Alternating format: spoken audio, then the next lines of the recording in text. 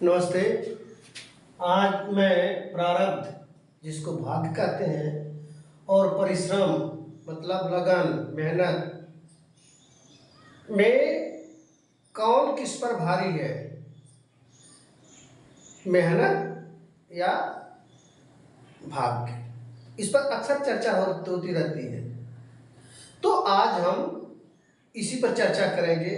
मैंने भागवत गीता पढ़ता रहता हूँ और इसी के सापेक्ष मैं कुछ अपनी बात अपने अनुभव के आधार पर रखता हूँ। हो सकता हूँ मैं 100% सही नहीं हूँ, लेकिन जो मैंने समझा है वह चीज़ मैं यहाँ पर बता रहा हूँ। एक तुलसीदास कृत रामायण में लिखा हुई है, सोई जो राम रुचि राखा, यानी हमारे जीवन वही होता है जिसको भगवान ने रचा है, जिसको भगवान ने बनाया है। यानी हमारे जीवन में घटित होने वाली सारी घटनाएं पूर्व निर्धारित हैं। तो पूर्व निर्धारित होती कैसे हैं, कौन करता है, इस पर थोड़ा बहुत मुझे जो ज्ञान है उस पर मैं चर्चा करूंगा। तो देखो, कहा जाता है कि यह जीवन तब तक एक जोन से दूसरे जोन में जन्म लेता रहता है जब तक उसको मोक्ष नहीं मिलता है। मोक्ष बहुत बड़ा विषय है, इस पर चर्चा कभी कोई विद्वान कर सकते हैं, हमारे बस का नहीं मोक्ष की चर्चा करना। बहुत सारी प्रक्रिया इसमें है।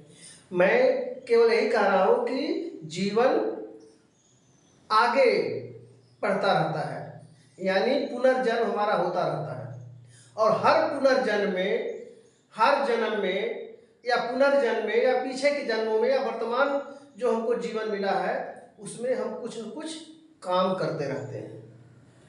तो जो हम काम करते हैं उनको 3 श्रेणियों में बांटा गया है। पहला है क्रियामाण।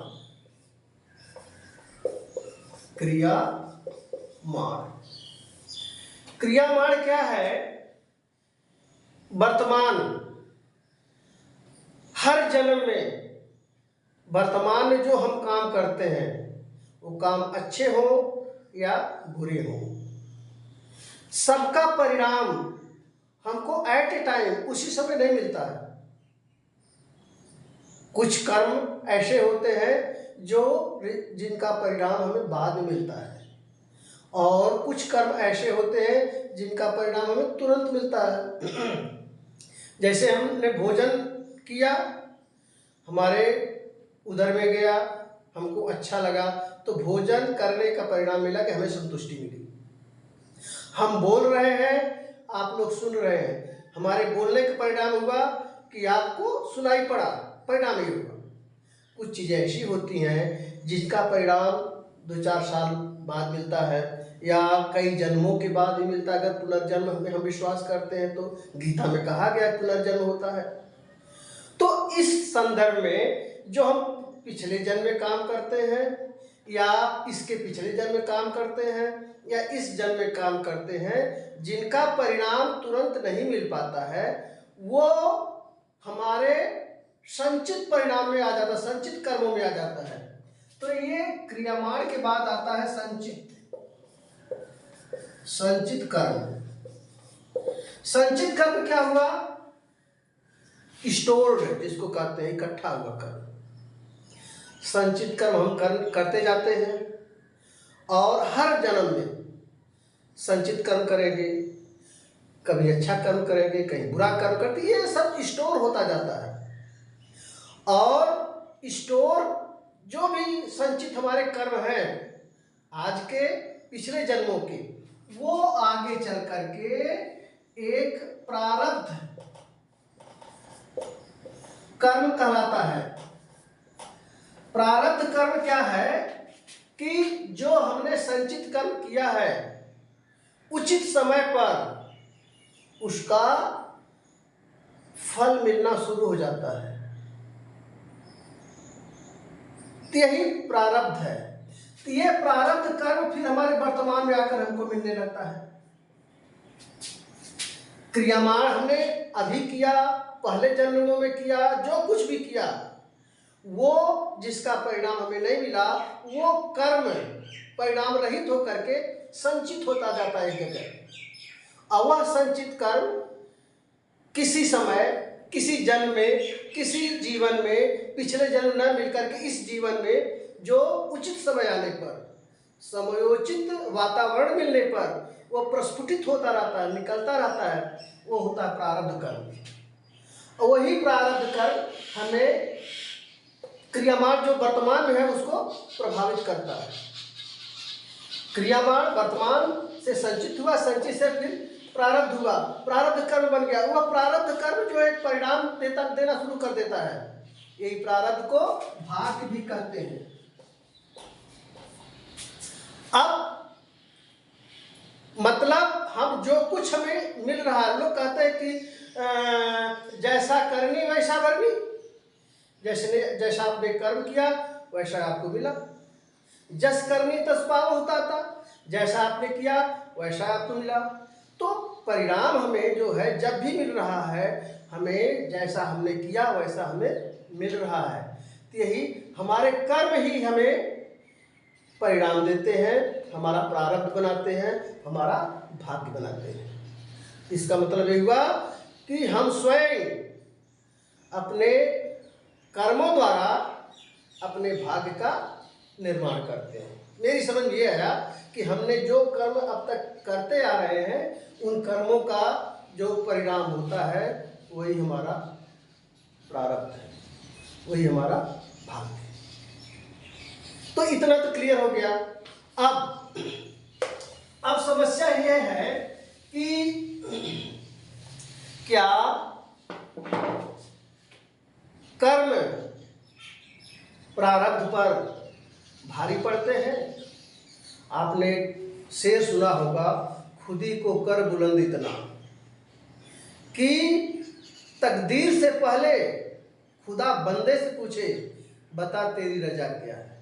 आजकल खूब चला है से, यानी अपने को इतना बुलंद करो, इतना ताकतवर बना दो कि जो प्रारब्ध हमारे भाग्य को निर्धारित कर रही है ना, कि प्रारब्ध हमारे समय को निर्धारित कर, हमारे फल को दे रही है, तो वो खुदा खुद तकदीर से पहले ही आदमी से पूछे जो कर्म कर रहा है, परिश्रम कर रहा है, बताओ तुम्हें क्या चाहिए। यानी तकदीर का उसमें रोल नहीं है। मैं किसी फिल्म का डायलॉग सुना था कि जो हौसला इतना रखो कि परिस्थितियों का गुलाम मत बनो, यानी तुम परिस्थितियों का गुलाम मत बनो, परिस्थितियां अपने गुलाम बनाओ। ये सब चलते रहते शेर व शायरी। इन सबों से ऐसा लगता है कि कर्म करना चाहिए, लेकिन गीता में आप आगे देखिए कि कर्मण्येवाधिकारस्तु मा फलेषु कदाचन, आपका कर्म करने में ही अधिकार है, फल में नहीं। यहाँ फ्री मामला नीचे आ गया। अब आदमी सोचेगा हम IAS की तैयारी कर रहे हैं या हम नेता बनने की तैयारी कर रहे हैं, हम इतना कर्म करेंगे, इतना मेहनत करेंगे, अगर हमारे हाथ में फल है कि नहीं है। तो इसका यही समाधान है कि हर व्यक्ति जो जिंदा है, जो संज्ञा युक्त है, जीवित है, वो कोई न कोई कर्म करेगा। और गीता के अनुसार अगर इस समय आपको तुरंत उसका परिणाम नहीं मिला, कोई फल नहीं मिला, तो आपका संचित हो रहा है। वो संचित होते होते जब समय आएगा, उचित समय आएगा, तब उसका परिणाम आपको मिल जाएगा। इसलिए कर्म तो आपको करना ही है। बिना कर्म किए इस जीवन में कोई रह नहीं सकता है। सबको कुछ न कुछ करना ही है। जब कर्म करेगा तभी जिंदा रहेगा, कर्म नहीं करेगा तो मृतक हो जाएगा, मुर्दे की समान है। तो ऐसी नौबत आती नहीं, हर व्यक्ति कुछ न कुछ कर्म करता है, और जो भी कर्म करता है उसका परिणाम उसको मिलता है। अब आप कहेंगे कि भाग्य और कर्म में बेहतर में भारी किस पर है? मेरा यह कहना है कि भाग्य और कर्म दोनों एक दूसरे के समानांतर चलते हैं। क्योंकि मेरा अपना विचार है कि एक कहावत है कि जाको प्रभु चाहत सुख दीना, ताकि बुद्ध वैसे ही कीना। अगर प्रभु जिसको सुख देना चाहते हैं तो शुरू से ही उसका वैसा माहौल बना देते हैं। मेहनत सबसे ज्यादा उसको मेहनत करने का गुण देते हैं। माहौल का मतलब उसको मेहनत करने का एक भावना पैदा कर देते हैं। बिना परिश्रम कुछ मिलने जुलने वाला नहीं, और जिसके मन में भाव आ गया बिना परिश्रम कुछ मिलने जुलने वाला है नहीं, तो अवश्य वो अपना लक्ष्य प्राप्त करेगा। हो सकता है कि उसको कठिनाइयां में, हो सकता है कि जो अपना लक्ष्य प्राप्त करना चाहा वो उतना उस समय नहीं मिला जब उसको आवश्यकता हो, लेकिन अगर आप कर्म करते रहेंगे तो आपका अपना लक्ष्य मिलेगा। भाग्य का भी इसमें बहुत बड़ा योगदान होता है। भाग्य का अब देखिए, फोगाट 100 ग्राम, एक दिन पहले पता चला कि 100 ग्राम उनका वेट अधिक हो गया, गोल्ड मेडल या रजत पदक से वंचित हो गए। ये प्रारब्ध भी काम करता है। उनके प्रारब्ध में नहीं था, उनके लोग कहते भाग्य में नहीं था। एक रन, एक विकेट से हम विश्व कप हार जाते हैं, भाग्य में नहीं था। तो भाग्य का भी उतना ही रोल है या भाग्य का कुछ ज़्यादा ही रोल है आपके लक्ष्य को प्राप्त करने में। तो यह सोच करके कि हमें तो मिलना ही नहीं है, यह सोच करके कर्म करना बंद नहीं करना चाहिए, क्योंकि आप अपने लक्ष्य के लिए तो भरपूर मेहनत करेंगे, भरपूर परिश्रम करेंगे। यह सोच करके दिमाग में रहता कि चलो आगे जो होगा देखा जाएगा, जो होगा देखा जाएगा, यही आपको कर्म करने के लिए प्रेरित करता है।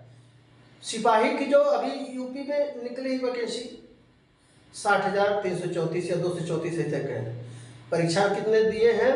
60 लाख। सब लोग यही सोच कर दिए हैं कि मेरा हो जाएगा, मेरा हो जाएगा, लेकिन सबके दिमाग में ये भी है कि पद तो इतना ही 60,000 ही है। अब कर्म तो आदमी करता ही है, चलो तकदीर हो सकता है साथ दे दे। तो इस तरह से बातें दोनों पैरेलल चलती रहती हैं। आप कर्म करेंगे, अपना काम करिए, तो गीता वाला हिसाब किताब आ गया कि कर्मण्येवाधिकारस्तु मा फलेषु कदाचन। ये भाव आपको जिंदा रखता है। कर्मण्येवाधिकारस्तु मा फलेषु कदाचन, यानी ये भाव आपको जिंदा रखता है, आपको गिव अप नहीं करने देता है, हार नहीं मानने देता है, आपको आगे बढ़ाता रहता है। तो इसलिए मेरा विचार है कि किसी परिणाम को हासिल होने में परिश्रम और प्रारब्ध दोनों चाहिए।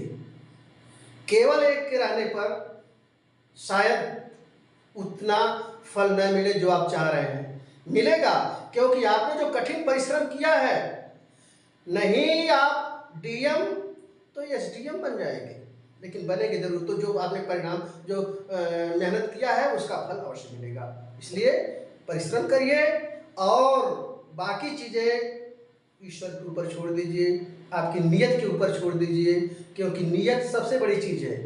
तो उस नीयत जो सबसे बड़ी चीज़, उस नीयत को दुरुस्त करने के लिए भरपूर मेहनत कीजिए, भरपूर परिश्रम कीजिए। आज नहीं तो कल, इस जन्म में नहीं उस जन्म में, आज नहीं तो कल उसका परिणाम अवश्य मिलेगा। बहुत बहुत धन्यवाद। कमेंट जरूर करिए कैसा लगा। हो सके तो नए हो तो सब्सक्राइब भी कर लीजिए। बहुत बहुत धन्यवाद। Thank you.